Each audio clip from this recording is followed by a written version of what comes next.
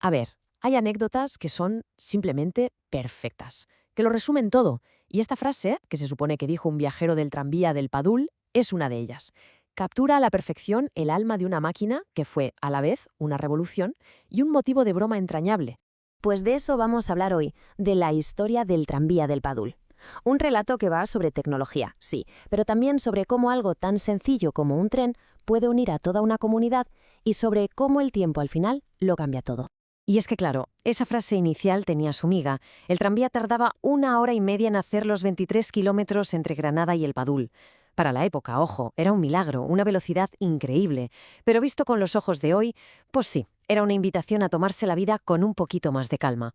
Para entender de verdad el impacto que tuvo, hay que pensar en cómo era la vida antes.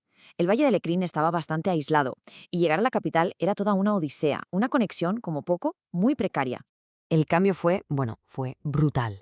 Se pasó de un único coche que iba y venía una vez al día, con las plazas que tenía y ya, a un servicio constante, de la mañana a la noche. Esto no solo revolucionó los viajes, es que cambió la vida de la gente, el comercio, la economía, hasta el poder ir al médico. Fue un salto al futuro para toda la comarca.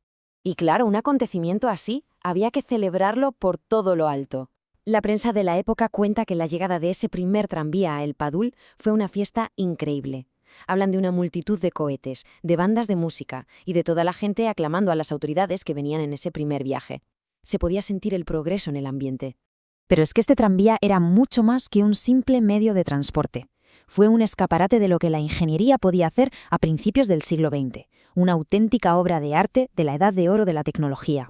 Y si hablamos de proezas, la joya de la corona, la pieza más espectacular de toda la red de tranvías de Granada, era, sin ninguna duda, este viaducto.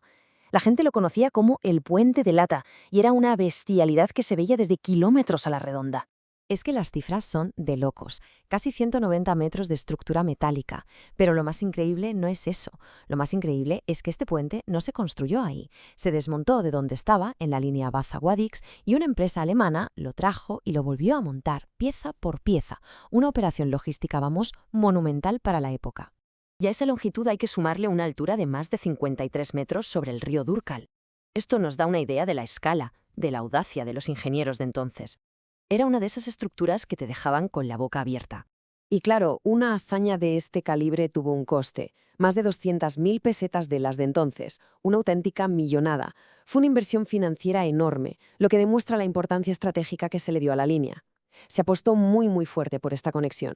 Y para mover los trenes por ese puente hacía falta potencia, claro, mucha. Y el sistema eléctrico era, vamos, lo último de lo último. La central de Durcal, con maquinaria suiza de primera, no solo daba energía a los tranvías, sino que también alimentaba un sistema súper innovador de cable aéreo para mercancías que llegaba hasta el mismísimo puerto de Motril. Modernidad pura y dura. Pero bueno, como todas las grandes historias, esta también tiene un final. Y el silbato de aquel tranvía, que durante décadas fue la banda sonora del progreso, poco a poco empezó a sonar a despedida. El declive fue lento pero imparable. La línea pasó a manos del Estado y aguantó unas cuantas décadas más.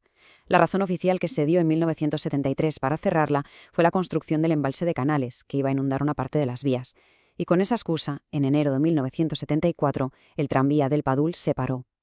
Para siempre. Pero lo del embalse, a ver, era la versión oficial. La realidad, como casi siempre, era bastante más compleja. Y esta cita de Mateo Carrasco Duarte nos da una pista muy buena. El servicio que un día fue lo más moderno se había quedado completamente desfasado. En resumen, el tranvía murió de viejo. No se invirtió en él y se quedó obsoleto.